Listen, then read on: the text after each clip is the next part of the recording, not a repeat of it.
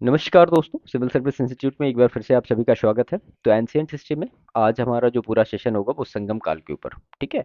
अब संगम काल से रिलेटेड जो महत्वपूर्ण चीज़ें हैं वो हम देखेंगे।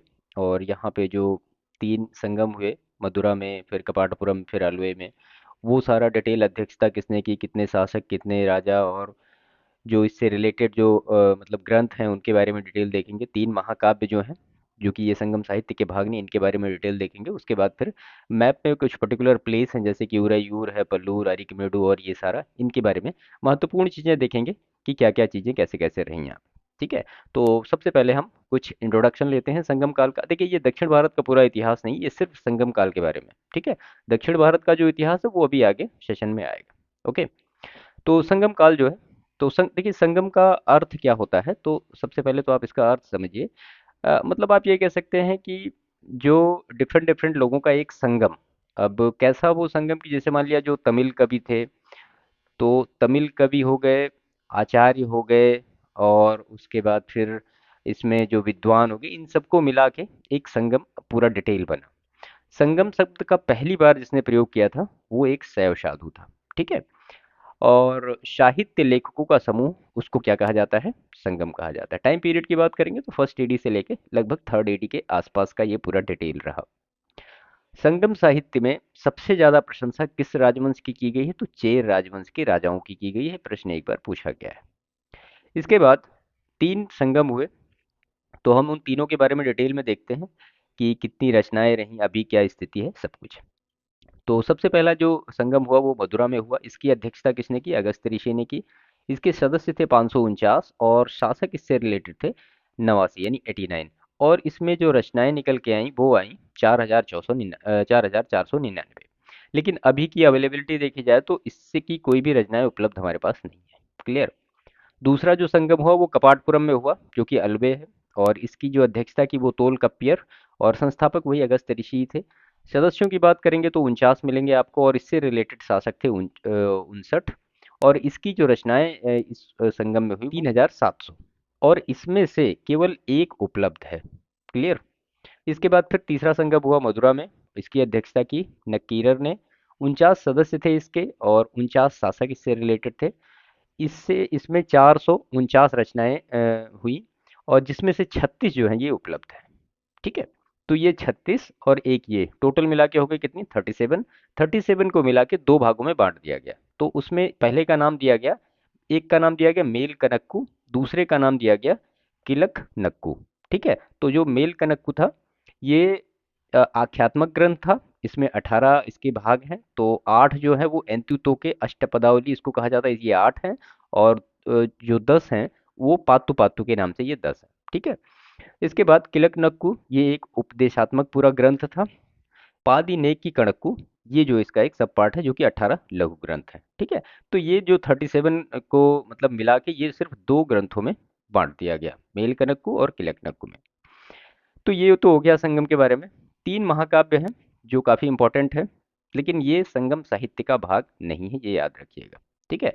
पहला जो है ये शिल्पाधिकारम है, इलंगो अडिगल का। उसके बाद है मणिमेगले, शीतले सत्यनार का। और तीसरा जो है वो जीवक चिंतामणि है। ये तीन महाकाव्य हैं, इनके बारे में अक्सर एग्जामिनेशन में पूछा जाता है। तो ये संगम काल से रिलेटेड कुछ महत्वपूर्ण फैक्ट थे जो आपको जानने चाहिए। ये जो टेबल है, इससे कई बार प्रश्न पूछे गए हैं कि जो मदुरा में हुआ, पहला संगम मदुरा में हुआ, उसकी अध्यक्षता किसने की, या जो तीसरा संगम हुआ वो कहाँ पे हुआ। इस तरह से मतलब मिला जुला के कई बार प्रश्न पूछे गए। इन दोनों से भी प्रश्न पूछे गए, जो मतलब जो भी चीज़ें यहाँ लिखी हैं उनसे लगभग प्रश्न पूछे गए हैं। तो इसके बाद हम मैप में अब देखते हैं कि महत्वपूर्ण चीज़ें क्या क्या हैं। तो देखिए, जो संगम साहित्य रहा या संगम काल रहा वो अधिकतर साउथ इंडिया में ही रहा। तो यहाँ पे आप देख रहे हैं उड़ीसा में एक प्लेस है। फिर उसके बाद ये आप देख रहे हैं यहाँ पे तमिलनाडु में एक प्लेस है। फिर उसके बाद ये आप देख रहे हैं ये तमिलनाडु में प्लेस है। फिर इधर जो तीन चार प्लेसेज हैं, ये सब ये सब कहाँ पड़ेंगे, ये सब तमिलनाडु में पड़ेंगे, और ये जो है कर्नाटक में पड़ेगा। ठीक है। तो वन बाय वन सारे प्लेसेस के बारे में हम देखते हैं। देखिए, सबसे पहला जो है यहाँ पे उरैयूर। उरैयूर कहाँ होगा, ये यहाँ पे है उरैयूर। ठीक है। तो उरैयूर तमिलनाडु का पार्ट होगा, तमिलनाडु।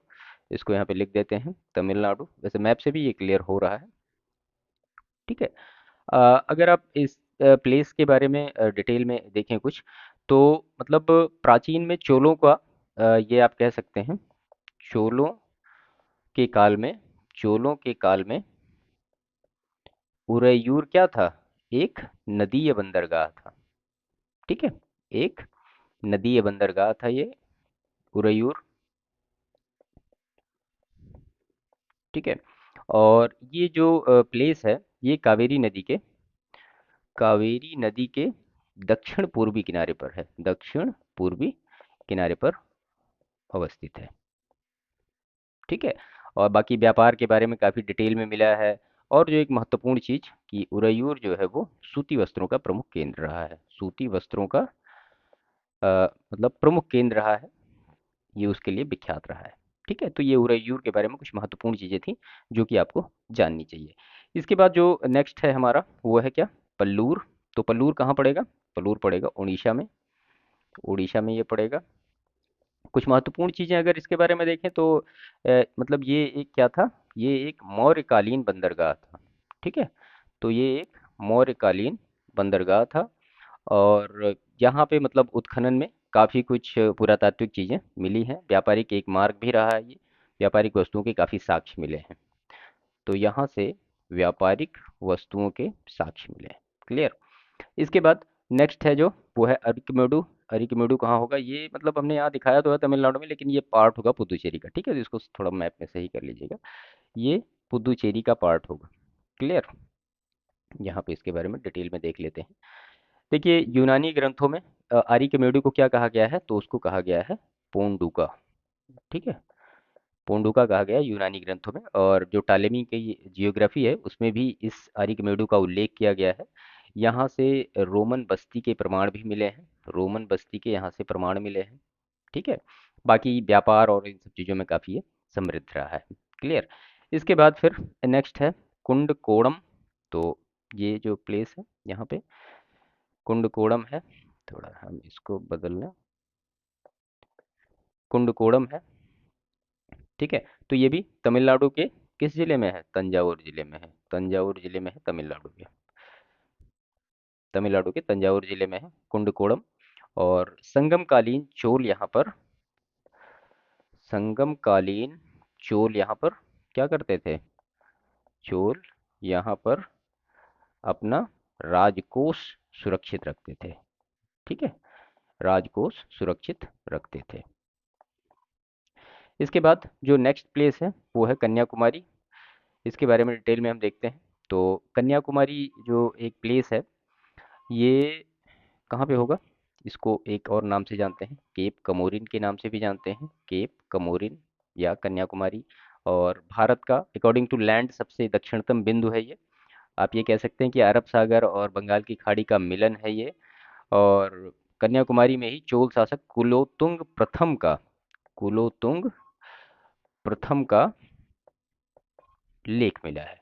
ठीक है, यहाँ से एक लेख मिला है। और पुराणों में कन्याकुमारी को, या किस पुराण में? पद्म पुराण में, पद्म पुराण में कन्याकुमारी का क्या कहा गया है? एक नाम कन्या तीर्थ के नाम से किया गया है।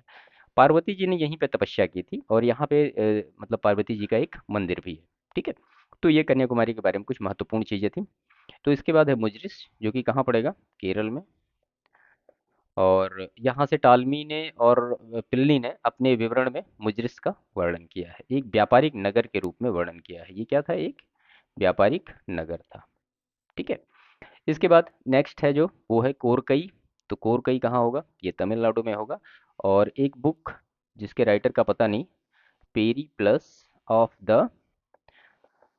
The Erythraean sea, Erythraean sea ने इस बुक में इसे किस नाम से बताया है कि इसका जो नाम है वो कोलची के रूप में वर्णित किया है। किसको? कोरकई को। ठीक है, पहले ये प्रश्न बहुत पूछा जाता है कि पेरी प्लस ऑफ द जो एरिथ्रियन सी है, इस बुक के राइटर कौन है, और ये सारी चीजें।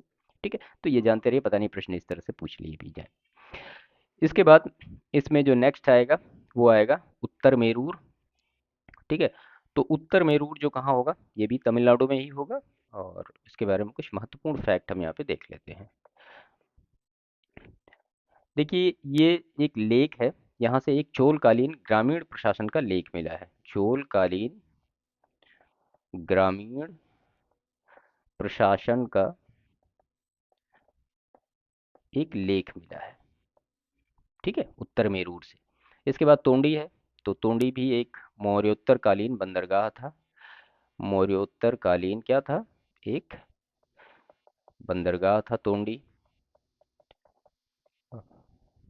ठीक है, तो ये कुछ महत्वपूर्ण प्लेसेस थे, इसमें सारे लगभग हो गए जो कि यहाँ पे डिटेल में दिए गए थे, तो हमने यहाँ पे पूरे डिस्कस कर लिए।